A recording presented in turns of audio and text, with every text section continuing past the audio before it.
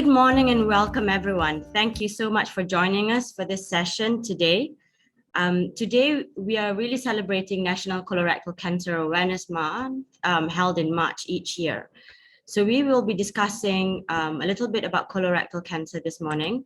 And to begin with, I would like to introduce Professor April, Dean of our Faculty of Medicine, for her welcoming speech to start this morning. I introduce Prof. April. Assalamualaikum, salam sejahtera, and good morning to everyone here at breakfast at UMHealth. My name is Professor April Roslani, and I am the Dean of the Faculty of Medicine, Universiti Malaya. Beyond that, however, I am also a colorectal surgeon with research interests in colorectal cancer. As some of you may be aware, each year, March is designated as Colorectal Cancer Awareness Month, during which activities to raise colorectal cancer awareness in the community are escalated. Colorectal cancer is the most common cancer in Malaysian men and the second commonest cancer in Malaysian women. Yet, despite being a curable disease if managed early or even preventable through screening, it is often overshadowed by gender-based cancers in the media. It is no surprise, therefore, that approximately 3/4 of colorectal cancers are diagnosed in the late stages.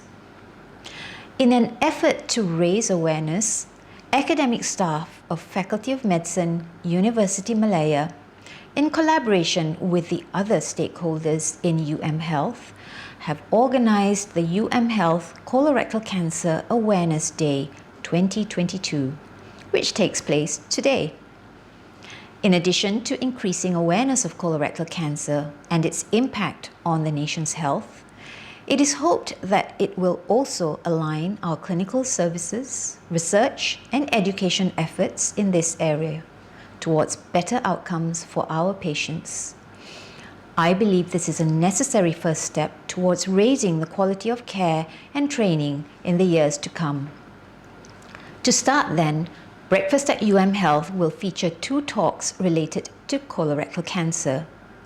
Later this afternoon, our medical students and staff will be highlighting the latest information on colorectal cancer at the faculty through video presentations and posters as a public event at the lobby of the Plaza Universiti Malaya Medical Center. There will also be booths exhibiting resources for colorectal cancer survivors, ostomates, and the general public, including information on appliances and aids, as well as research output. Many thanks to the Director of UMMC, Professor Nazira Hasnan, for making this space available for this purpose.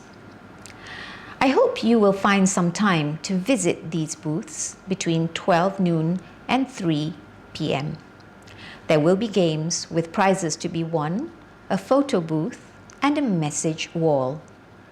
It promises to be a memorable occasion. I hope you can find time to make your way to the plaza opposite Menara Selatan, below the level of the UMMC food court. With that, I wish you a thought-provoking and informative day. Thank you, Prof. April, for that introduction. So moving on with our agenda this morning, I would like to introduce Dr. Nora Abdul Aziz.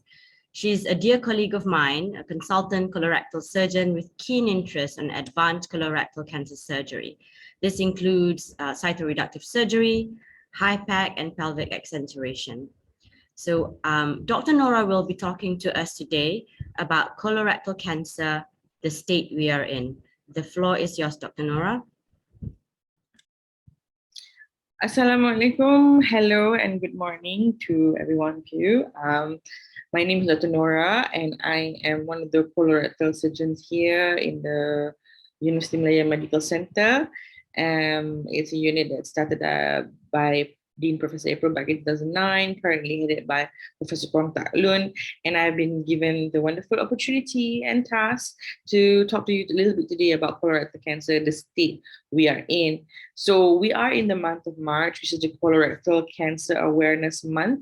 It's designated worldwide to be the month that we promote colorectal cancer awareness. So we recently concluded the National Annual Coloproctology meeting earlier this month, and most of my talk today will be based loosely on what we discussed as a conclusive sort of agenda to promote. So colorectal cancer back in 2018 on Global Can data is the third most common cancer in the world, and it's also the third leading cause of death. So this is pre-pandemic, 2018. So in 2020, in Malaysia, at the start of the pandemic, we find that colorectal cancer is actually second most common cancer in Malaysia, second only to breast. And we also have coming to 2021, we know that the colorectal cancer has become steadily the third most common malignancy worldwide, but it has increased in rank in terms of the most deadly cancer. So the second most common cause of death in cancers worldwide.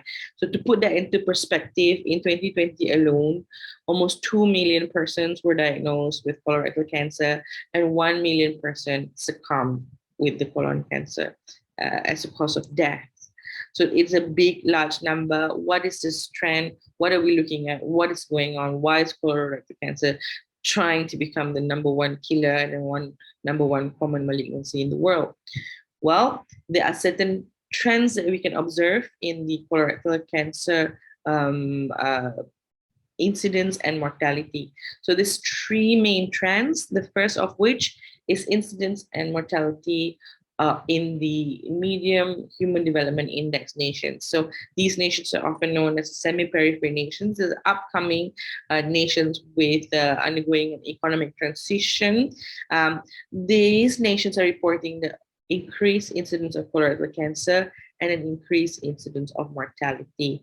So this is probably due to the westernization of diet and lifestyle. And of this economic transition, we noted that the colorectal cancer trends are increasing in incidence, and following suit, the mortality rate is also increased. So the next trend that's observed is in mostly the high human development index nations such as Canada, Singapore, United Kingdom, Denmark. And these nations actually see increase in colorectal cancer incidence, but they noted a drop in mortality, which means that there has been a lot of preventive measures that are taken to detect tumors. So the pickup rate is higher, but the mortality is going down due to treatment options. The third trend that we observe, which is the best, and that what we aim for, is seen in the highest human development index nations, such as the US, Iceland, Japan, and France, where we notice that the incidence of colorectal cancer is going down and the mortality is also going down. So this is due to success in prevention and treatment. And mind you, this is not an overnight success. These nations have put into place strict preventive measures to detect tumors at an earlier stage and creating awareness among the population to detect colorectal, to be aware of and detect colorectal cancers. And it has been a successful strategy to reduce both the incidence and mortality. So both the incidence and mortality graph is steadily going down. So what is the Human Development Index? Well, the United Nations have transformed looking at the listing of nations and ranking of nations, not just based on the gross domestic product or income per capita, but they also look into the index takes into consideration life expectancy and education levels, tertiary education levels, and national income. So they have set about in empowering people-centered policies that looks into that ranks these nations as per the groups here. We can see that the top 10 nations, Singapore being just number 11 here, this is reported in 2021 based on 2020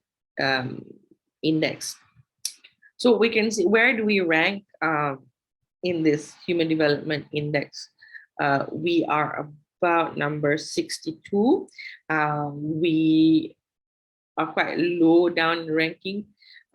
But where does it put us in terms of colorectal cancer? How does it place us? So which trend, which state are we in? As Malaysians, are you likely to get colorectal cancer? Yes. Will you likely survive?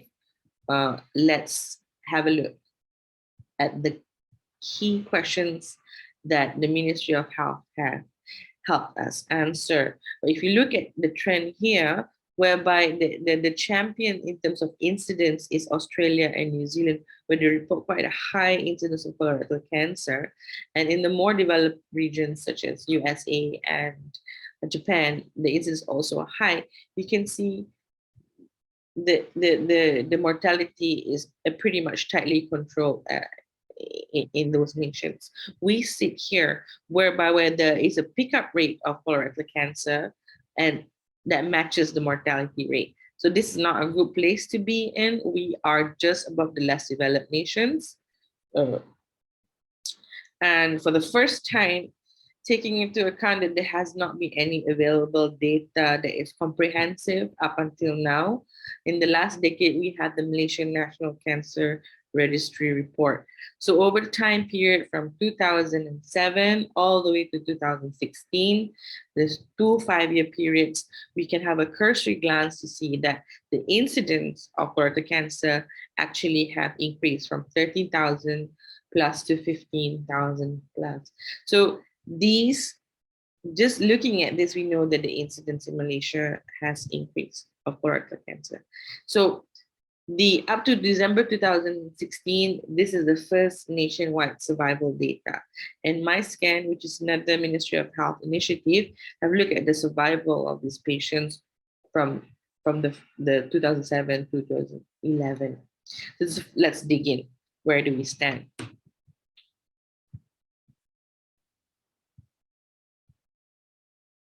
So as mentioned, colorectal cancer is the second most common cancer in Malaysia, second only to breast, so we know that much.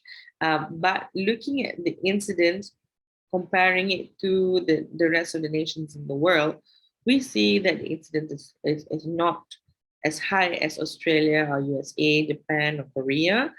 And it's beautifully depicted graph here between male and female and different ethnicity divided here.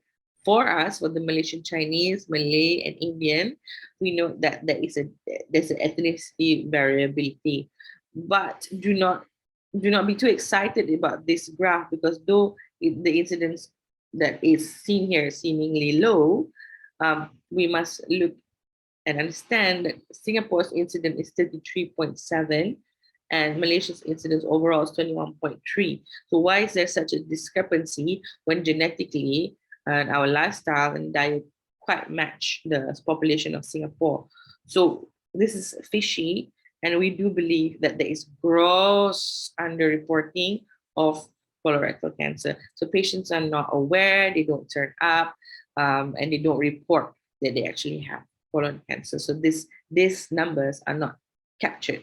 So it may be higher than what is reported. Okay, so back to the data, just exploring the data, we know that the male and female ratio, the male have a slightly higher incidence of colorectal cancer. However, the ladies do catch up as they get older, as menopause makes them lose the protective effects of the female hormones, in developing cancer. That is theorized. But the incidence in the first 5 years to the second 5 years is similar. So it's increasing with age. But in terms of survival, then, how are we doing for colorectal cancer? So we do fare better than the other cancers such as liver, pancreas, and stomach, where their 5-year survival is quite low, between 10 to 20% are alive at 5 years. However, if you look closely at the numbers of liver, pancreas, and stomach tumors, the incidence are low, so the numbers are actually quite low. Whereas the 51% or the 48.9% who die in 5 years, it's quite a significant chunk of the population with cancers. So the ones with colorectal cancer, the survival data is worse for rectal as opposed to colon, but overall, colorectal, if you're diagnosed with colorectal cancer in Malaysia right now, as of the survival data, there is a 50-50 chance of being dead in 5 years. So why should now we tell the patients to turn up and detect a tumor that they will not even, they have a 50-50 chance of making it alive in 5 years? Well, if we compare ourselves to the rest of the world, again, our survival is poor. We have a 5-year survival up to 70% in Australia, Korea, and Japan. But for Malaysia, we are at 40 to 50%. It's lower for rectum, and we fare quite badly behind Singapore in terms of survival. So this is abysmal. We're not supposed to succumb to this colorectal cancer.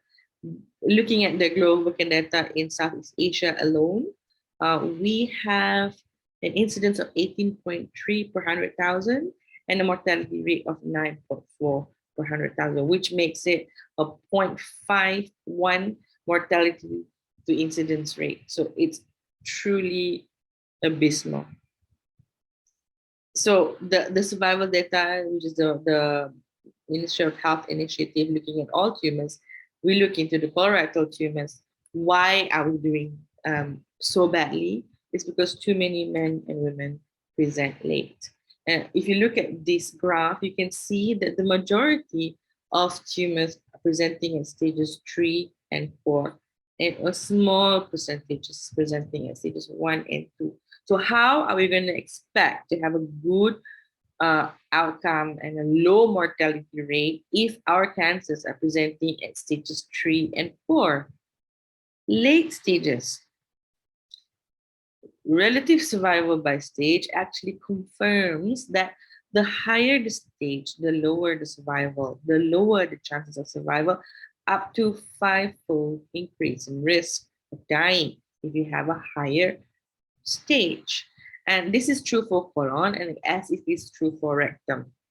And this data is not new. We know the higher the stage, the poorer the outcome. And this is going back now 50 years, and we've seen this trend. It also hits hard when we look at our own data. The last 10 years, where we look at 1,303 patients treated here in UMMC, stage 1, 2, and 3, the moment you're in stage 3 and 4, the survival really, really drops. And the overall survival here in UMMC was 49.3%. It's even less than half. Abysmal.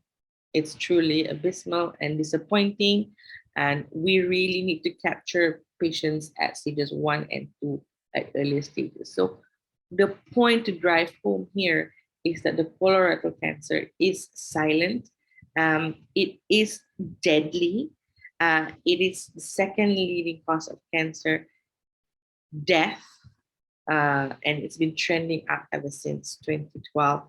We know that younger adults are increasingly affected as of 2021, so much so that the guidelines are proposing that we drop the magical screening number age 50 to even 40, okay, to try and pick up these tumors that are occurring in the young.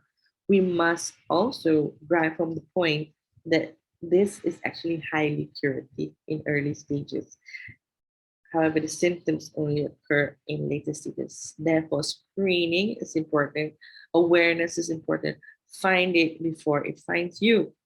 It's worldwide known, data proven again and again. The early tumor detection saves lives as it detects tumors earlier than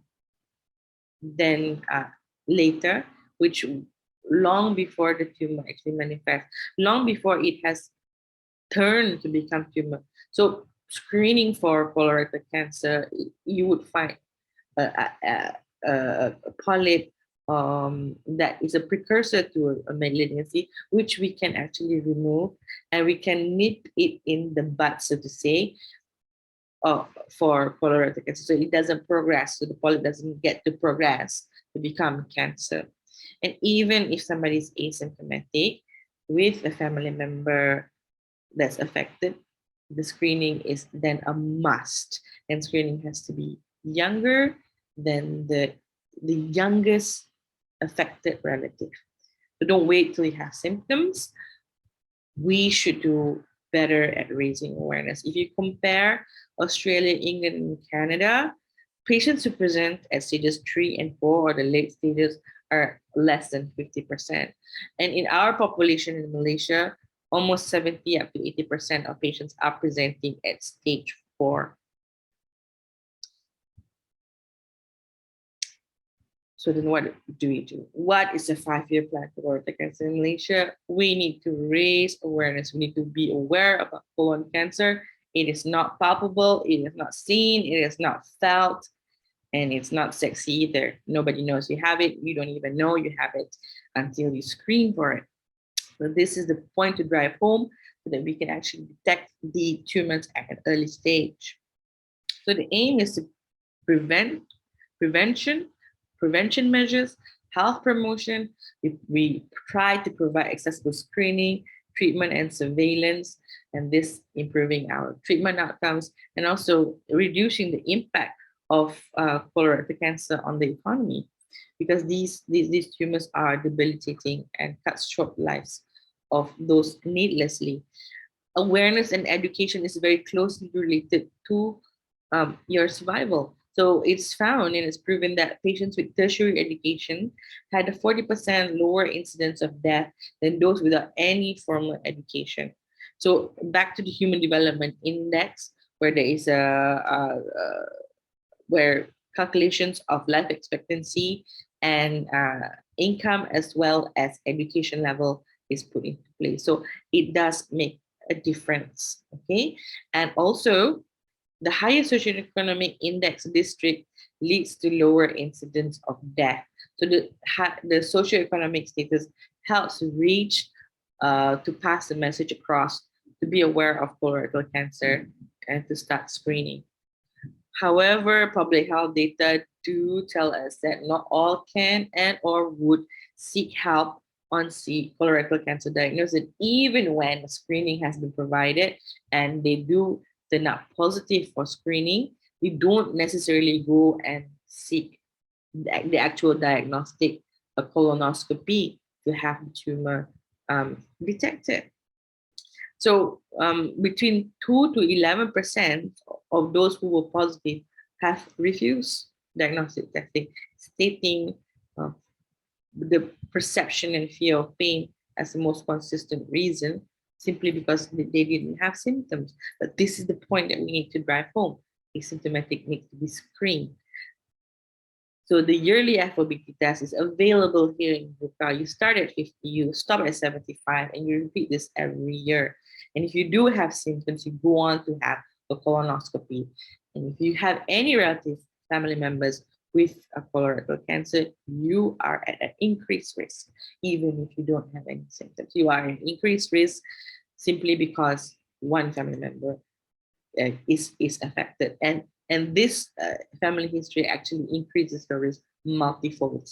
The more affected family members you have, and the younger their age is at the time of presentation, the higher the risk is for you. FOBT positive and asymptomatic gets the colonoscopy, which is the gold standard. You meet the colorectal surgeon or the gastroenterologist to do the colonoscopy for you. We do the biopsy, and then we look at the size, shape, and then the histopathology of lesion is then discussed with you. Here, we meet the team of surgeons. We counsel regarding the report. We stage the disease with a CT, thorax, abdomen, pelvis. And if it's a rectal tumor, we do an MRI scan or endorectal ultrasound. This service is available. Before surgery for rectal tumor, we also have a myriad of neoadjuvant therapies that is provided by our very specialized and active oncology group with long course chemotherapy and radiotherapy. Even prior to surgery, to get you at best possible state to be having operation, you need to have the physiological fitness, and Professor Kong, Prof. Naha, together with Dr. Terence and Prof. Azrin, has created the prehabilitation unit or oncogeriatric unit for colorectal cancer, together with the anesthesiology team and the rest of the teams involved, just to get you to that fitness level so that you can improve the outcome post-operatively, especially true for the elderly and especially true for those with premorbids. And of course, surgery, we have the facility here to do open laparoscopic surgery or transanal minimally invasive surgery. We have also the gastroenterology services to provide us with endoscopic submucosal dissection, endoscopic mucosal resection. So we do have that service of curative surgery, followed by if we do have a locally advanced tumor, or indeed if you have a metastatic stage 4 tumor, we have the multidisciplinary approach where there are colorectals, gynecology, urology, hepatobiliary, and even cardiothoracic surgeons involved in getting you to cure. So in cases where there are locally advanced rectal disease, we have the services of intraoperative radiotherapy, where there is peritoneal surface malignancy metastases. Then we have also the cytoreductive surgery with HIPEC or hyperthermic intraperitoneal chemotherapy. On top of that, we also have the PIPEC services, which is the aerosolized chemotherapy given intraoperatively through a laparoscopic port to help reduce the disease burden so that you can get into the state where you are operable. And of course, post-operatively, there is all the adjuvant therapy and the targeted therapy, and including the myriad of genetic counseling and testing that's available to tailor the best chemotherapy based on the genetic profiling of your tumor. So, not to mention, we also work hand in hand with oncology services to provide follow-up on colorectal cancer surgery. And if you are at the last stages, we have the palliative care available to help you through end-of-life care or even pain control. And of course, certainly screening for family members who are not yet symptomatic. So we have a full armamentarium here to treat the colorectal cancer from the cancer services perspective, to take patients from diagnosis to cure, and even palliation. So where do we stand, and why do we still stand at 0.5% overall survival in 5 years? The ray of hope here, if you look at this graph, this is actually 2 time periods from 2002 to 2012. The green line is more recent, and we have seen that there is an increase in an improvement in survival. And as we do create awareness and do stepwise preventive measures to control the population, we should be able to detect tumors before it happens, as in when it's still a primary polyp, or in the early stages. We try not to want to detect tumors at the later stages. This is so that we could actually improve our pickup rate and decrease our mortality.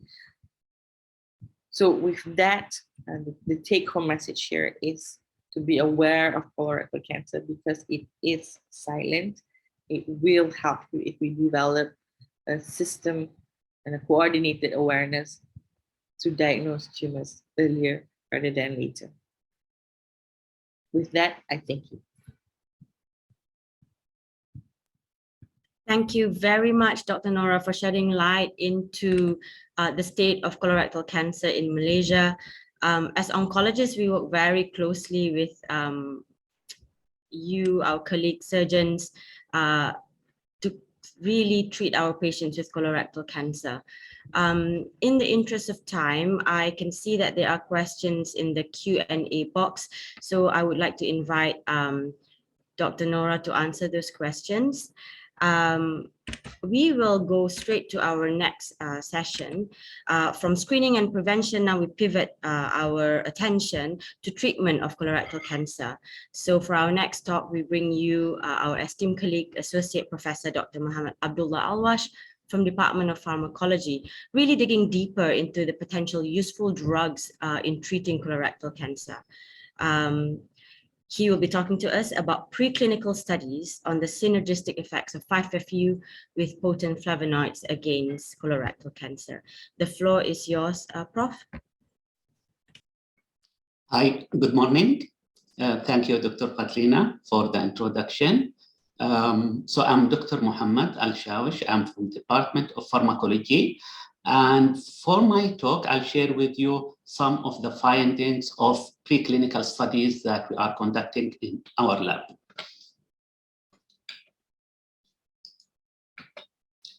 So in our lab, which is Integrative and Molecular Pharmacology Lab at Department of Pharmacology, currently we are conducting 3 different preclinical projects related to CRC or colorectal cancer. The first one is on the role of gut microbiota and also probiotics as intervention in CRC. The second project is on the anti-colorectal cancer activities of selected flavonoids and also to study its underlying molecular mechanism of action. The third project, and its continuation actually of the second project on the synergistic effect of 5-fluorouracil as chemotherapeutic drugs in combination with potent flavonoids. So those potent flavonoids obtained based on the findings of the second project. So for this talk, I'll share with you some of the findings of the second and the third project because the first project is still in progress. So those are the aim of the first project. But let me ask why we have selected flavonoids. First of all, I'm sure all of you are aware that there are few chemotherapeutic drugs in the market. They obtained from natural resources like eucalyptic cell, vincristine, bleomycin. So natural products considered as good source for chemotherapeutic agents. And also based on the previous studies, flavonoids, they have really high potential to be to have anti-colorectal cancer activity. So the story of the second project, it started when I asked my PhD student Sanas to write a review paper about the role of flavonoids in colorectal cancer. So she discussed and summarized all the previous studies that have been conducted on the flavonoids. And so this review article published in International Journal of Medical Science. And out of in this article, we have drawn an illustration or a map to represent all the important signaling pathways related to colorectal cancer, including Wnt, beta-catenin, PI3K, mTOR pathway, MF-kappa-B pathway, the caspase pathway, both intrinsic and extrinsic. And in this illustration, we have added each individual flavonoid in which pathway or what's the target of these flavonoids. So after we published this article, we realized there are still few potential flavonoids. Based on previous studies, it has potential anti-cancer activity against other types of cancer, but there is no previous studies on colorectal cancer. So the second step, we have screened about 8 to 10 flavonoids against different colorectal cancer cell lines and also on normal cell lines. And we realized that there are about 3 potent flavonoids. And when we say potent, it means usually when the IC50 or inhibition concentration is below 5. So as you can see, I'll share with you now the findings of the diasmutine, which is one of the flavonoids that we have screened. So it's IC50, it's below 5 microgram per ml. So diasmutine it's a flavonoid, and for our study, we used a pure compound from Sigma, but this diasmutine, this is the chemical structure of diasmutine. It can be obtained, or it's found in the peel of citrus, lemon, and also other medicinal plants. By the way, after we analyzed the finding of this project, I started to add in my drinking bottle slice of lemon, including the peel itself, because this compound diasmutine, it's not in the lemon juice, it's in the peel of the lemon. And the good things about diasmutine, it has good safety profile. It's up to 2,000 milligram per kilogram. And based on the previous study, it has anti-cancer activity against different types of cancer, like hepatocellular carcinoma, leukemia, breast cancer, lung cancer. But at that time, there was no previous studies on anti-colorectal cancer of diasmutine. So when we started the investigation using in vitro model, which is colorectal cancer cell lines, including HCT116, HT29, and also against, we tried also to investigate the cytotoxic effect of this compound on the normal colon cell, which is CCT841. The IC50, as you can see, it's 3.4 on the cancer cells, while on the normal cells, it's about 40. So it's almost 12 times higher than the IC50 on the cancer cells. So this is, we call it in pharmacology, selectivity index. So it has higher selectivity index. For 5U, we use it as 5-fluorouracil as positive control. So the IC50, it's more potent, it's 1.47, but as you can see, also it has a bit high toxicity against or towards normal cells. Which is 14. So the selectivity index here, it's 9. So the higher the selectivity index, the less cytotoxic. So with this concentration, as you can see here, 3, the IC50 of diasmutine, 3.4, it inhibits less than 10% about, so 3.4 it's here, it inhibits less than 10% of the normal cells. But on the cancer cells with this concentration, it kills or it inhibits about more than 50%. So when we investigated the cell cycle of HCT116, which is colorectal cancer cells treated with diasmutine, the flow cytometry data, it showed that the treated cells or diasmutine, it arrests the cancer cells at G2M phase. To see if diasmutine, it induce apoptosis or it kills the cells through apoptosis or necrosis, we have conducted an exome feedback.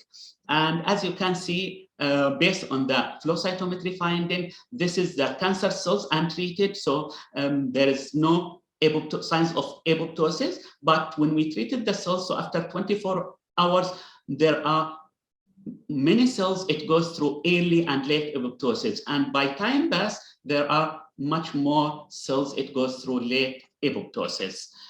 So to confirm if this apoptotic activity of diasmutine through intrinsic or extrinsic caspase pathway, we have tested both caspase-9, which represent intrinsic pathway, and caspase-8, which represent extrinsic pathway. And based on the finding, it showed that diasmutine, it induced the apoptosis mostly through intrinsic pathway by activating pro-caspase-9, but to some extent also it activates caspase-8.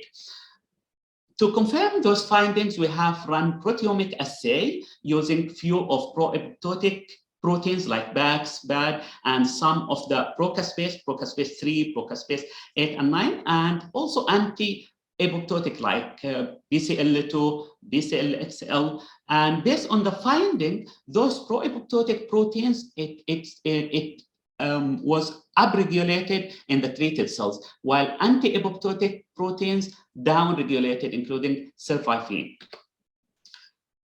So mostly the intrinsic caspase pathway, it occurs through release or leakage of cytochrome C. So to confirm or to validate this result, we have used confocal microscopes. So as you can see here, this is the cytochrome here. You can see for the treated cell, so this is the control, this is the treated cell with dismutin. There are more release for cytochrome C and also more membrane permeability, which is again signs of intrinsic caspase pathway. I'll just escape the slide. It's just cartoon to summarize how dismutin, it acts through both intrinsic and extrinsic pathways. Based on the previous studies also on, especially on hepatocellular carcinoma, dismutin also it acts by inhibiting NF-kappa B. So we use confocal microscope, we induce the HCT116 cancer cells with TNF-alpha, which is pro-inflammatory marker or pro-inflammatory cytokines to induce the inflammation. So when we induce the inflammation, kappa B will be translocated from the cytosol into the nucleus. So as you know, in kappa B, it involves in the inflammation, and for cancer, it involves for proliferation. So to test if the dismutin, it inhibits the translocation of NF-kappa B from cytosol to the nucleus. After we induce the NF-kappa translocation with TNF-alpha, we treated the cells with dismutin, and based on the confocal microscope result, it showed there is less or it inhibits the translocation of NF-kappa B. To validate the in vitro result, we used nude mice, which is immunosuppressed nude mice, and we injected the human colorectal cancer cells as subcutaneous. So this model, we call it ectopic model because there is other orthotopic model. So after the tumor, it reached certain size, we started to treat group of the animals with 2 doses, 50 milligram and also 100 milligram of dismutin. Do you remember the safety profile of dismutin? It's up to 2,000. So we used less than 20th dose of dismutin. And the positive control, of course, we use 5-fluorouracil. And based on the findings, it showed for both tumor weight after we, so the treatment was for 30 days. Based on the findings, the dismutin at both doses, it's in dose-dependent manner, it inhibits the tumor growth. And also, so it inhibits the size and also it inhibits the weight. This illustration to show you that the reduction in the tumor size for the 30 days of the experiment. The Western blot also, it confirmed the findings of the in vitro. So as you can see here in the treated cells with dismutin, there is upregulation of pro-apoptotic genes, proteins like PAX, and downregulation of BCL2 as anti-apoptotic. So the findings of this study has been published in scientific reports. So the in vitro study and the molecular signaling pathways in scientific report, while the in vivo study has been published in molecules. Okay, let's move now to the second project. As you know, the treatment or the treatment for CRC, it's a regimen of combination. This is few of the regimen that usually the clinician, they use it for colorectal cancer. But as Dr. Nora, she mentioned, the survival rate, unfortunately, for colorectal cancer, it's about 50%. And also the other limitation of those combination, it's the severe toxicity and also the lack of tumor selectivity. Do you remember I just mentioned about the selectivity index, which kind of indication of low toxicity.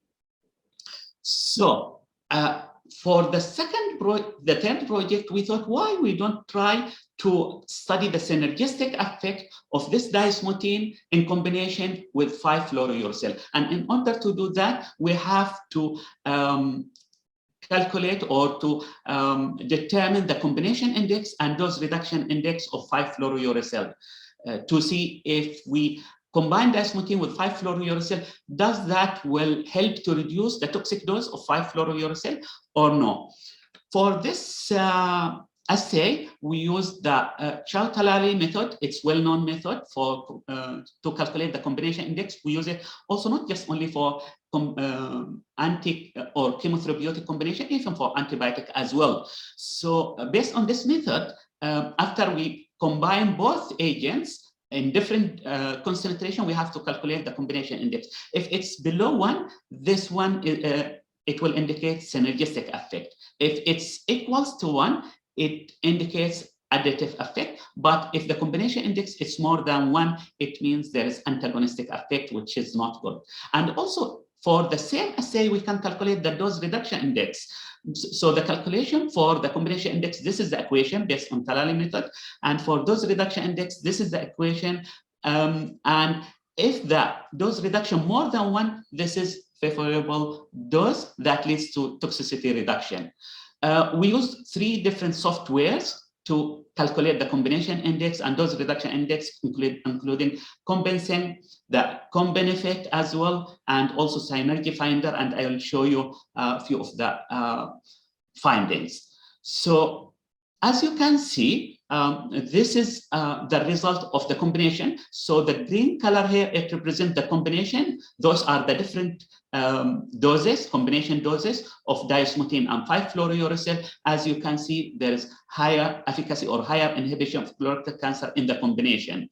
Based on the IC50, the IC50 of 5-fluorouracil reduced in the combination by almost 3 times. And the combination index, which is the most important indicator here, it was 0.6, which is signs of synergistic. I just mentioned if it's below 1, it's synergistic effect. While the dose reduction index of 5-fluorouracil is 3. That means we managed in the combination to reduce the dose of 5-fluorouracil by 3 times. This is the result of Compensing. So it's kind of illustration to show you different combination. Does it produce synergistic or additives or antagonistic effects? So the blue color, it indicates synergistic effect. The green color, it's additives, while if there is red color here, it's antagonistic effect. So based on the Compensing, most of the combination, including the very low concentration of 5-fluorouracil, there is synergistic effect.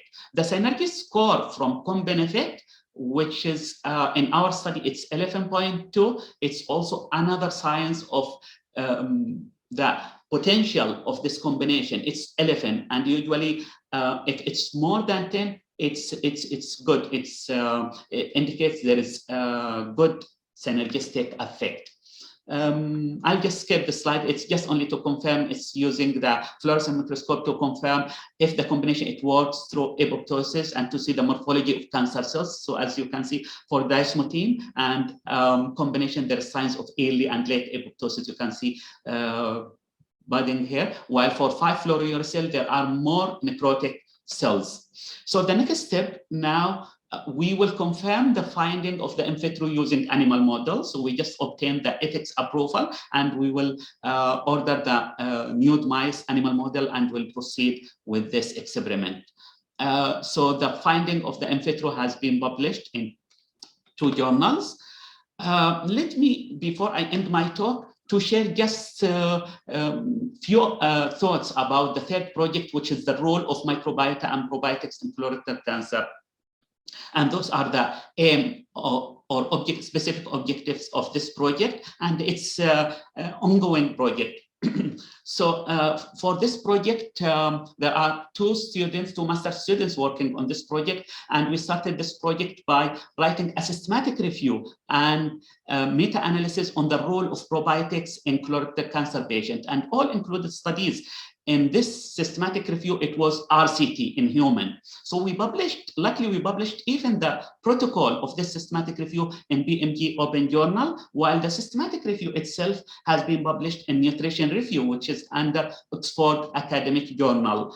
And we have tried to use 2 intervention probiotic formula, and those 2 probiotics has been published also in 2 other journals. Why I'm introducing this, because our teams, we are open, actually we want to proceed one step forward to, especially for the role of gut microbiota and probiotics, to do some clinical trials. So we are open for collaboration, especially from the clinical side. So let me just thank my collaborators and the grant that they support our project. So we have collaborator from Taiwan, Prof. Hesian Taicho. We have collaborator from Erlangga University, Indonesia, Dr. Paro and Dr. Mohammed. Also, one collaborator from Ajman University, Dr. Ahmed Fahim, other collaborator from Saudi Arabia, from Qasim University, and our local collaborator from Cyberjaya University. And I'd like to thank FRGS grant, and there are two SATO joint projects supported those two projects, and also we have 3 different grants from our collaborator. So the gut microbiota and probiotic projects mostly done by 2 master students, Ifoma and Warda, while the investigating the anti-colorectal cancer of flavonoids mostly done by a PhD student, Sanas, and the synergistic studies, the ongoing project, it's conducted by Sarah and Ovan. So with that, I end my talk. And as I just mentioned, I'm welcoming any collaboration because we are planning to proceed further to do clinical trials. Thanks. Thank you so much, Prof. Muhammad Abdullah. Hopefully we will collaborate in the future. I would like to pass the floor to Prof. So for the next session. Okay, a very good morning to everyone. Yeah. Soft tissue surgery for club foot, idiopathic club foot or CTEV, used to be the standard procedure where all orthopedic trainees have to learn before their exam or even go to clinical practice. However, over the last 20 years, the development of a non-operative method has taken over the scene. And nowadays, this procedure has been sort of dropped from the orthopedic syllabus in master's training, and even pediatric orthopedic surgeons hardly do the procedure anymore. So over here, we like to invite Dr. Devarani to share with you an uncommon presentation of club foot, but still treating with this non-operative method to show how this procedure is still developing its indication. Dr. Devarani, please. Good morning, everyone. I'm Devrani from PITS Orthopedic and LRS Unit, and today I'll be presenting on Ponsetti method, standing the test of time. My outline for today's topic is what is club foot, the history of club foot, what is the best treatment, the Ponsetti method, what does our center in PPUM do, and a case presentation. What is club foot? It is a congenital foot deformity where a normal developing foot turns into a club foot around the 3rd month of fetal life. It is characterized by 4 components of the foot deformity, first being the midfoot cavus, the forefoot adductus, the hindfoot varus, last but not least, the equinus of the hindfoot. These are all contributed by the muscle contracture and imbalance of the foot. What is the incidence in club foot? It is about 1 per 1,000 live birth, male predominantly more than female, and there's a 40% chance of it being a bilateral. And if one parent has it, there's about 3 to 4% chance of the kid having it, and if it's both parents, it's about 15% chance.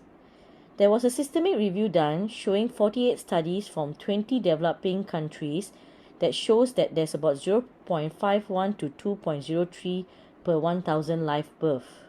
In Malaysia, it's about 1.63 per live birth, and male is predominant. A little on the history of club foot. It was described in certain parts of the painting in the Egyptian tomb in the 12th century BC.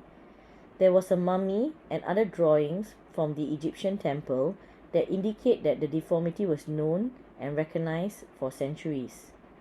It was also described by Hippocrates in the year 400 BC, where it was considered as curable for a majority of the cases by manipulative correction, which is similar to the current non-operative methods.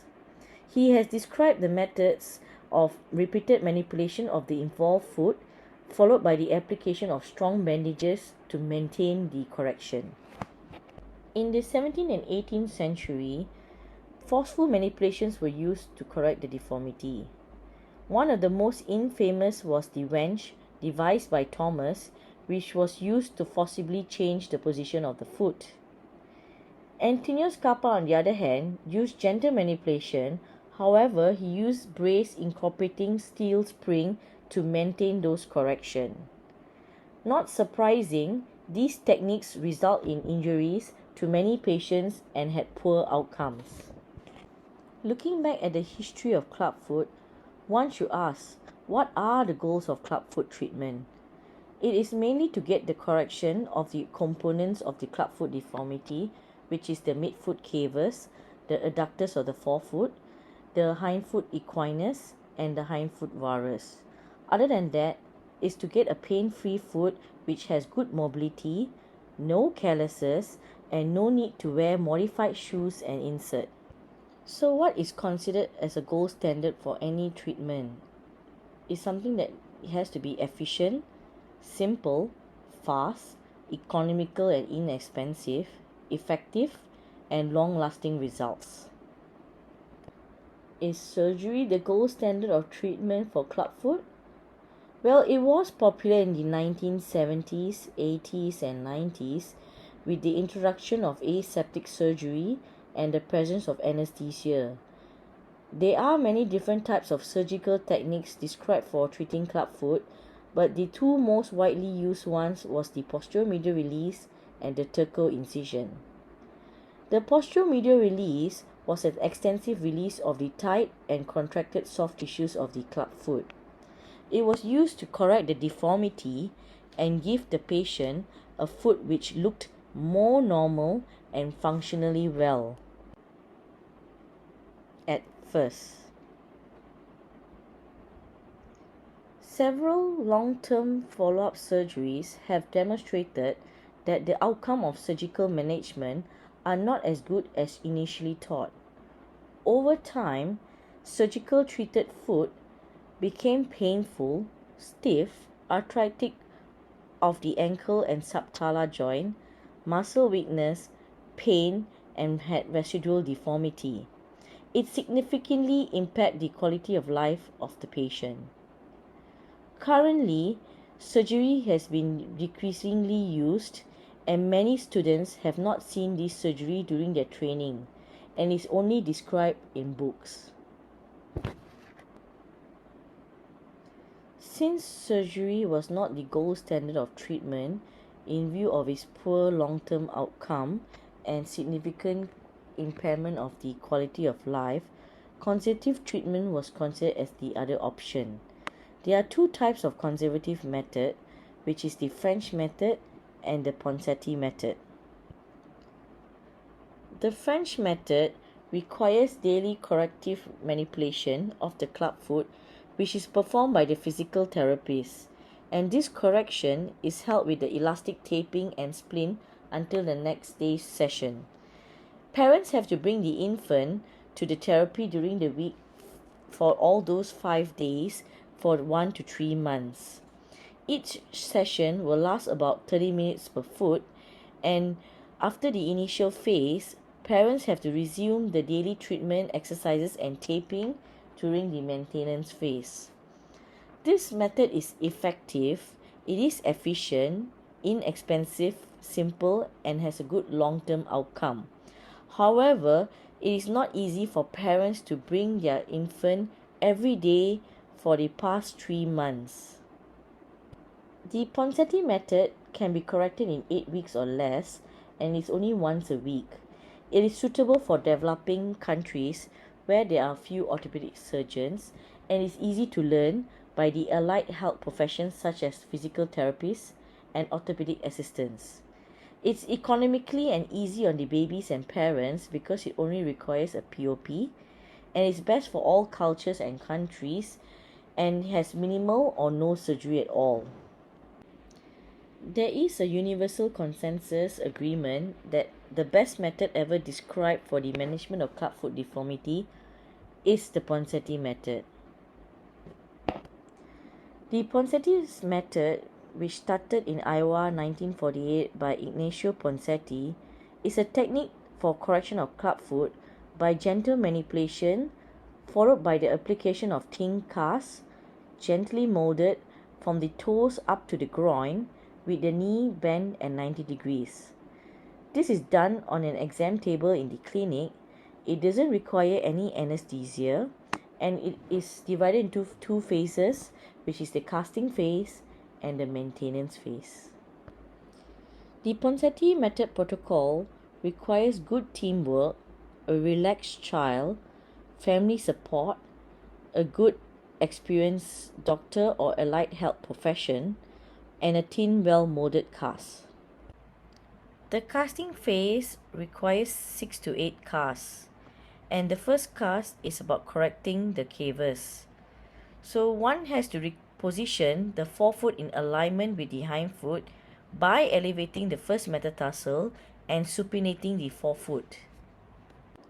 Reassurance should be given to the parents as the first cast will appear to look as if the deformity has worsened. The second, third, and fourth cast is used to correct the forefoot adduction and the hindfoot varus. The fulcrum of correction is at the talus, and the aim is to achieve an abduction of 60 degrees and a hindfoot valgus. This might require several extra casting just to achieve the correction that is aimed for. Last but not least is the equinus correction. Patient is assessed and seen whether they are able to achieve 10 to 15 degrees of dorsiflexion. If they are able to, they will be put on a cast for 3 weeks before they go into the maintenance phase. If they are unable to achieve dorsiflexion of 10 to 15 degrees, then they are required to do a tendon Achilles tenotomy. This is done in the clinic setting. It is a sterile procedure and it only requires local anesthesia. After the TA tenotomy, the final cast is also kept for 3 weeks. Manual stretching is done for 2 to 3 minutes with rest in between. This is done prior to every cast. Once the stretching has been done, we will apply the cast in its maximum stretch. After doing the manual stretching for 2 to 3 minutes, the autobahn is applied from the toes up to the proximal tibia. Adequate padding is given for the bony prominences. Once the finger has held the foot in place, 1 roll of plaster of Paris is applied from the toes up to the proximal tibia.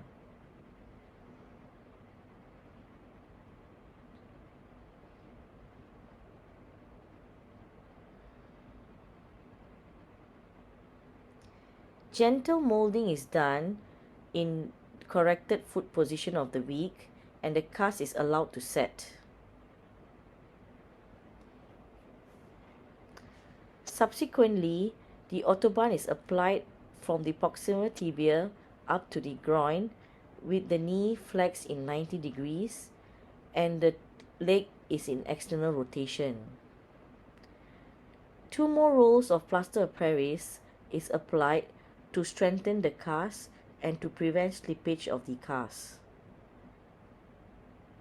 This cast can be removed by parents at home 1 hour prior to coming to the CTV clinic.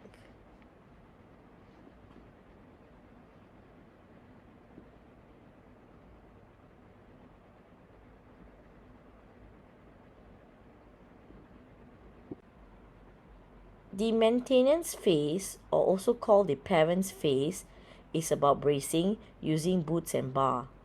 This is to maintain the foot in abduction and dorsiflexion and also to prevent relapse. If a patient has a unilateral club foot, the affected site will be kept at 70 degrees, while the normal site will be kept at 30 to 40 degrees. And if your patient has a bilateral club foot, both feet are kept at 60 to 70 degrees. The bracing protocol acts as a relapse prevention. The boots and bar are required to be worn for 23 hours per day for the first 3 months after the last cast. Subsequently, it is cut down to 16 hours a day for the subsequent 3 months, and up to 4 to 5 years of age, they are supposed to use it for nights and naps. Other than applying the boots and bars, parents are required to learn stretching exercises to help in the dorsiflexion of the ankle and also for forefoot abduction exercises. When to start casting?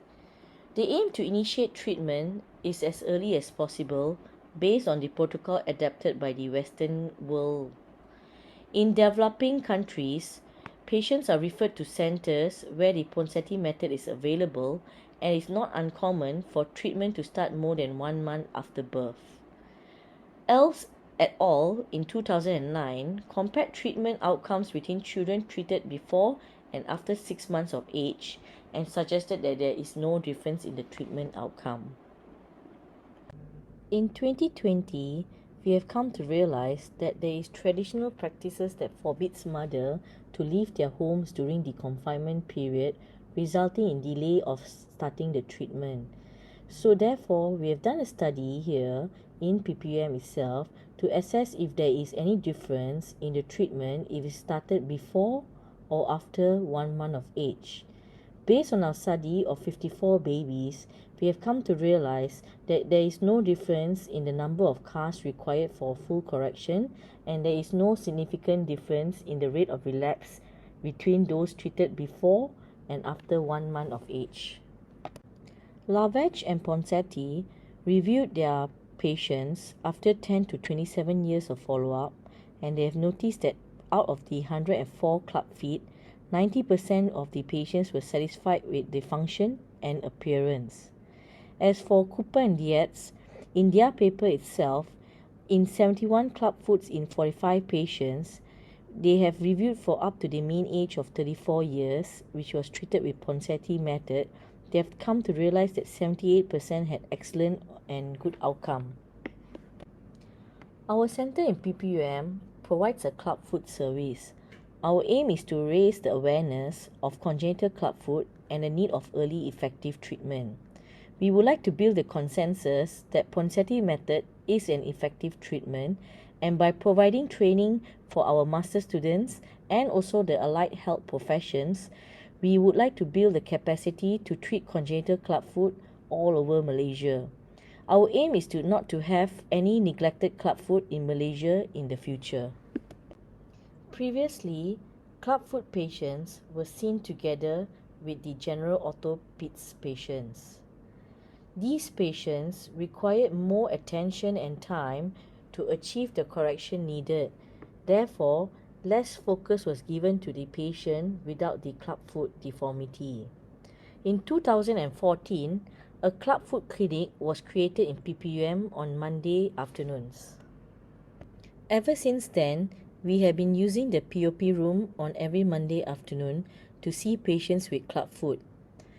As the saying goes, it definitely requires a whole village to raise a child, or should I say, to treat a child with clubfoot. This is because we need teamwork with the doctors and the parents to help with the casting and also to comfort the child. Sometimes we do the casting with the parents feeding milk to the baby just to get a relaxed baby to help with the casting and to achieve the correction that we want. Other than casting, we manage the patients who are in maintenance phase. We ensure they do stretching exercises and the parents are compliant to their foot adduction orthosis. It is wonderful to see those kids that have graduated from the Ponsetti method after the age of 4.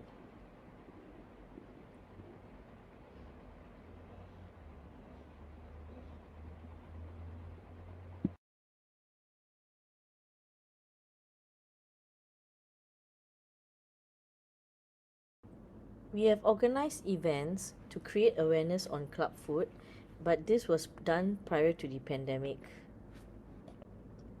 We have small classes for our master trainees, orthopedic assistants, physiotherapists from other centers to teach the Ponsetti method. By teaching them, we are able to provide the capacity of treating club food nationwide in the future. We have helped create a few food adduction orthoses for the older age group to ensure compliance, as this is required up to the age of 4. A Facebook account was created to create awareness on the club food and for parents to help support other parents and help educate other parents on the experience they have encountered during this Ponsetti treatment. By definition, a child with club foot without treatment for the first 2 years of life is considered a neglected club foot. The upper age limit for this treatment has not been defined, and the oldest case that was ever been reported is a 19-year-old from Iran. In the literature, walking age children with club foot deformities managed with Ponsetti serial casting has been increasingly reported over the past decade. We have a case presented to us, an 11-year-old girl with bilateral club foot, which was referred by NGO. She stays in a remote area in Kalimantan, Borneo, and her childhood was handicapped by this deformity. She was unable to attend the school regularly and was homebound. Clinically, both her feet was grossly deformed and stiff, with the forefoot adducted, midfoot cavus, hindfoot varus, and there was a rigid equinus. She adapted to walking short distances on the talar head and dorsum of her forefoot, which resulted in callus formation over the dorsum of both talar prominences. Manual stretching of her feet was done for 5 minutes with rest in between stretches before applying the cast in maximum stretch for every casting. She required weekly change of 9 long leg casts, and for the equinus, we did a tendon Achilles lengthening and a posterior capsule release. During her casting period, she was able to move across the room despite the cast, and once the casting phase was completed, she was put on adduction brace for night time and was recommended regular shoes in the daytime. After the casting phase and also the TA lengthening, she had a near normal looking feet and no recurrence of club foot at 12 months. The previous callousity has resolved and she has a neutral to mild valgus heel. At 12 months post-Ponsetti treatment, she was able to walk independently on uneven earth terrains. She is unable to come for her follow-ups with us in view of the COVID situation, but her mother has been updating us on her current progress post 18 months from the Ponsetti treatment. Currently, she is able to cycle and also attend and perform at her own school dance.